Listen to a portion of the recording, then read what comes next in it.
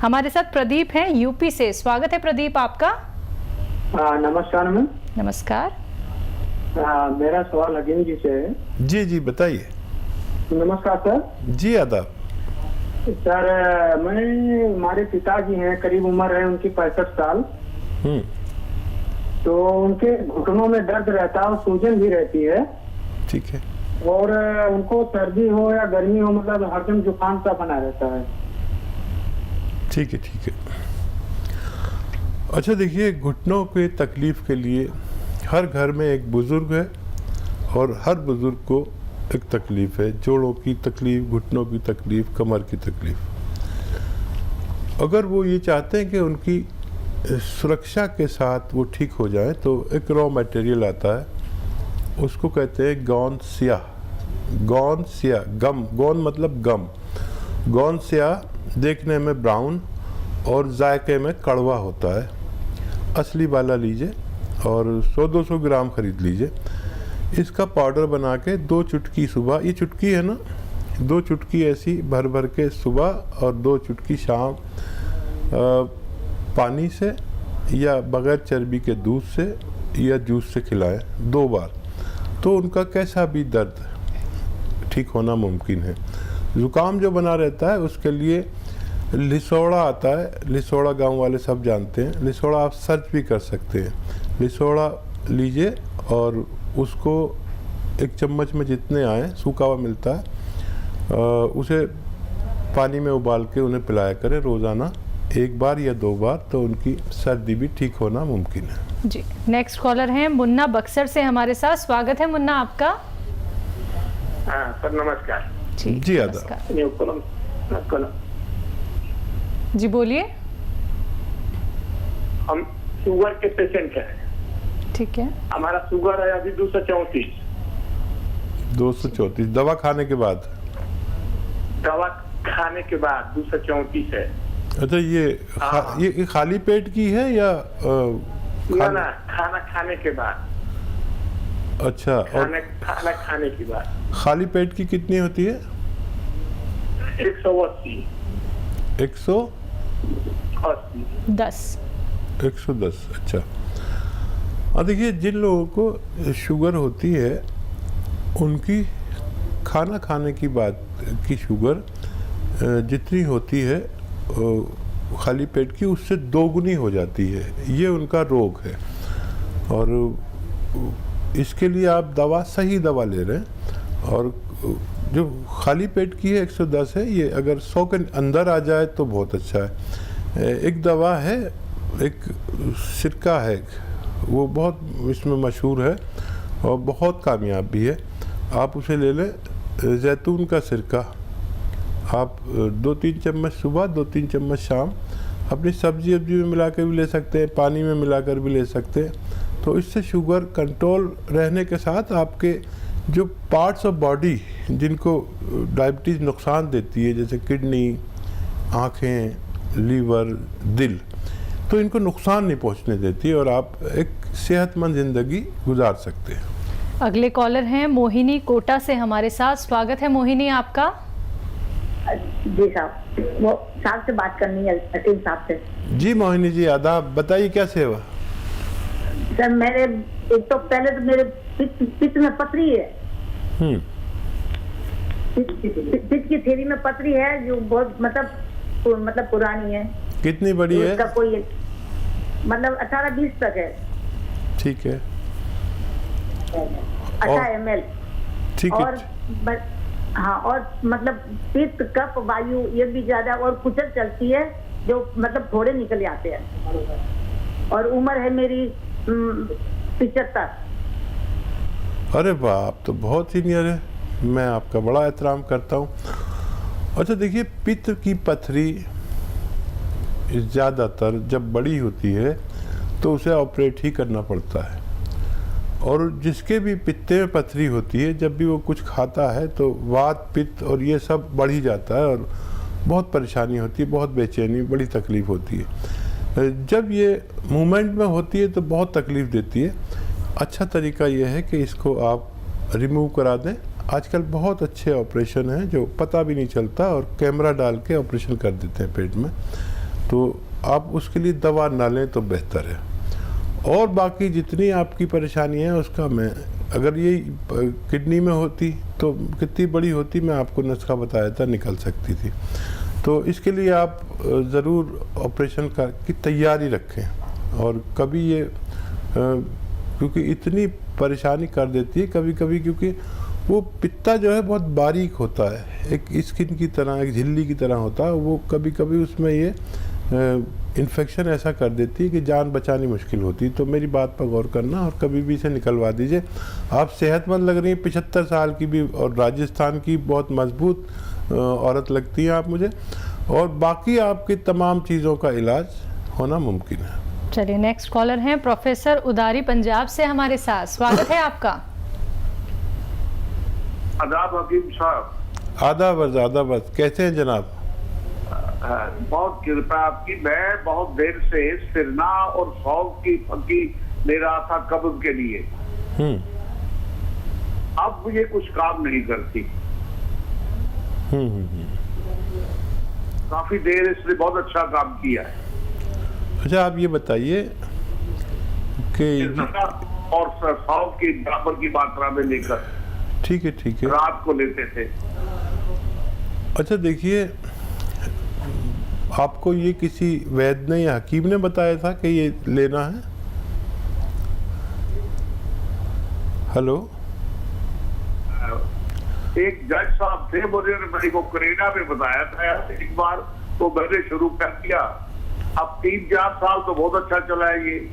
ठीक है, मैं यही बताना चाह रहा था आपको। देखो, जज साहब का काम है कानून के फैसले देना। हम किसी भी जज के भी कहने से कोई भी चीज़ शुरू नहीं कर सकते। ये जो सना मक्की है, ये पेट को उधेड़ देती है। इससे होशियार रहें, लोग खाते हैं, लेकिन ये आंतों को उधेड़ देती है। कोई भी कुछ भी बताता है, कोई आके बताता है कि वो त्रिफला लो। ये त्रिफला और सना मक्की ये सब अच्छे लगते हैं कि इधर खाया इधर पेट साफ, आदमी सोचता है डॉक्टर ने मुझसे हज़ारों रुपए ले लिए और ये 2 पैसे का नुस्खा ने मेरा पेट साफ कर दिया। तो गौर से सुनिए ये बात मेरी, ये सब नुकसान देते हैं। जब तक इनको मैलूल नहीं किया जाता, इन्हें शुद्ध नहीं किया जाता, इनको शुद्ध किया जाता है। सना मक्की हो या त्रिफला हो, इसको बादाम के तेल में भूना जाता है, और या कोई गरीब आदमी है तो अरंडी के तेल में भूनते हैं इसे। अरंडी के तेल में भूनकर इनकी हिद्दत ख़त्म हो जाती है, जो नुकसान पहुंचाने वाली चीज़ है वो ख़त्म हो जाती है, फिर इसे यूज़ करते हैं। तो आप ऐसी कोई चीज़ इस्तेमाल ना करें। कोई भी, जो लोग, करोड़ों लोग मेरी बात सुन रहे हैं, तो ये सब जो लोग आके बताते हैं, बाबा लोग और ये वो, तो इनकी बात में आपको फ़ायदा तो लगता है कुछ दिन के लिए, लेकिन हमेशा के रोगी हो जाते हैं। देखिए, मैं आपको एक नुस्खा बता रहा हूँ। सौंफ, सौंठ, अजवाइन, धनिया। सौंफ, सौंठ, अजवाइन, धनिया, ज़ीरा, और एक नमक आता है कलौंजी का नमक, उसे आसान ज़बान में कहते हैं, या एस्टेक कलौंजी कहते हैं। एस्टेक कलौंजी या नमक कलौंजी भी कह सकते हैं। वो इसमें 100 ग्राम मिला लीजिए और इन सबको पाउडर बनाइए घर पर, बाहर से पिसा हुआ बिल्कुल नहीं लाना। और ये आप 1 चम्मच सुबह 1 चम्मच खाएंगे तो आपको पेट में राहत होगी और आप सेहतमंद ज़िंदगी गुजार सकते हैं। चलिए अगले कॉलर हैं राजकुमार अंबाला से हमारे साथ, स्वागत है आपका। हाँ जी मैडम जी, नमस्कार जी नमस्कार। मेरी शरीर पे ना खुजली होती है, 2-3 साल हो गए, लाल चटाक पड़े होते हैं। ठीक है। तो देखिए, जिन लोगों को भी चकत्ते से पड़ जाते हैं, बॉडी पर लाल चकत्ते हो जाते हैं, कुछ भी खाते हैं, तो ये एलर्जी है एक तरह की। बहुत आसान इलाज है। देखिए, आसान इसलिए है कि दोनों चीज़ें आपके किचन में हो सकती है।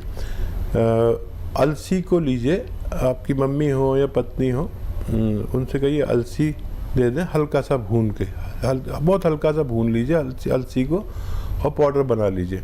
और 1 चम्मच अलसी और 1 चुटकी या आधा चुटकी सोडा खाने वाला, इसमें मिलाकर आप रोज़ खाइए। आधा चुटकी सोडा, 1 चम्मच अलसी का पाउडर, भुना हुआ, हल्का भुना हुआ आप खाएंगे। अगर कुछ दिन या कुछ हफ्ते तो आपकी ये परेशानी ठीक होना मुमकिन है। तो चलिए आपकी परेशानी एकदम ठीक हो जाएगी, क्योंकि अब आपने देसी नुस्खे यहाँ पे जान लिए हैं। दर्शकों, आप लोग कॉपी और पेन लेके ज़रूर बैठिए, क्योंकि एक एक नुस्खा तभी आप लोग समझ पाएंगे। अगर आप लोग कॉपी पेन लेके नहीं बैठते हैं तो आप टीवी से एक वीडियो बना लीजिए या फिर अपने फ़ोन की रिकॉर्डिंग ऑन कर लीजिए, जिससे कि आप लोगों को सहूलियत हो सके, आप लोग जान पाए कि कौन सा देसी नुस्खा आपको अपनाना है। और अब बात होती है अतिया हर्ब्स की, तो मैं आप लोगों को यहाँ पे बताना चाहूँगी, अतिया हर्ब्स के प्रमोटर हैं और रिसर्चर फाउंडर हैं हकीम सुलेमान खान साहब जी, जिसकी 500 से भी ज्यादा फ्रेंचाइजी देश भर में है और ये एक ब्रांडेड कंपनी है। इसी के साथ कुछ और कॉलर जुड़ गए हैं, उनसे बात कर लेते हैं। जी नमस्कार, स्वागत है आपका। रावत जी, स्वागत है आपका। जी मैडम। तेज आवाज में बात कीजिए, आपकी आवाज बहुत कम आ रही है। मैडम मैं ये बोल रहा था कि हमारे यहाँ मदर को थोड़ी तकलीफ है। क्या तकलीफ है? उनको पैर हाथ खूब दर्द करते हैं, कमर दर्द, पैर हाथ दर्द। कमर दर्द है और हाँ, मैं समझ गया। कमर दर्द है। ठीक है। एज बता दीजिए अगर आप मौजूद हैं। वैसे आपकी मम्मी हैं तो 45 प्लस होंगी। आप हैं तो उम्र बता दीजिए, वरना नुस्खा एक ही है और वो है, देखिए एक गोंद आता है जिसे गोंद सियाह कहते हैं, काला गोंद भी कहा जाता है। ये जायके में बहुत कड़वा और साइज में थोड़ा बड़ा बड़ा सा होता है, ब्राउन कलर का होता है, लेकिन गोंद सियाह कहते हैं या काला गोंद कहते हैं। ये ले लीजिए 100-200 ग्राम। और ये अच्छा काम करता है। एक रॉ मटेरियल है, रॉ मटेरियल लेना, पिसावा बिल्कुल मत लेना, कोई भी दे, और असली लेना, नकली भी मिलता है। तो इसको पाउडर बना लीजिए और 2 चुटकी, देखिए ये चुटकी है, 1 चुटकी और एक और चुटकी, 2 चुटकी सुबह नाश्ते के बाद, 2 चुटकी शाम को खिलाना शुरू करें। ये 100-200 ग्राम ख़त्म होने तक गोंद आपकी मम्मी का ठीक होना मुमकिन है। नेक्स्ट कॉलर हैं सुनील, झारखंड से हमारे साथ। स्वागत है सुनील आपका।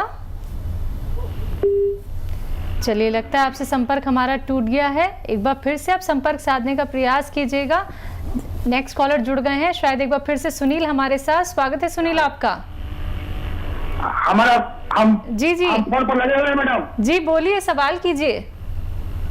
हमारा स्किन डिजीज है, हाथ और पैर में स्किन डिजीज हो गया है, काला काला हो गया है हाथ और में और पैर में। जी ठीक है, एज बताइए। एज हमारा 52 ईयर्स है। ठीक है। अच्छा देखिए, अलसी ले लीजिए 400-500 ग्राम, हल्का सा भून लीजिए और इसमें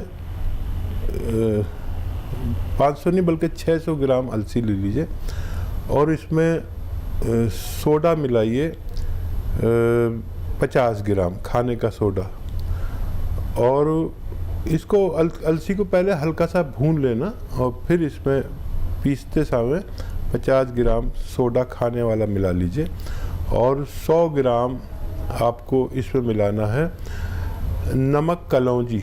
कलौंजी का नमक आता है जिसे नमक कलौंजी कहते हैं, और इसे ये एस्टेक होता है कलौंजी का एस्टेक। तो ये सब आप मिक्स कर लीजिए और 1 चम्मच सुबह 1 चम्मच शाम, यानी 3-4 ग्राम पानी के साथ 2 बार लिया करिए।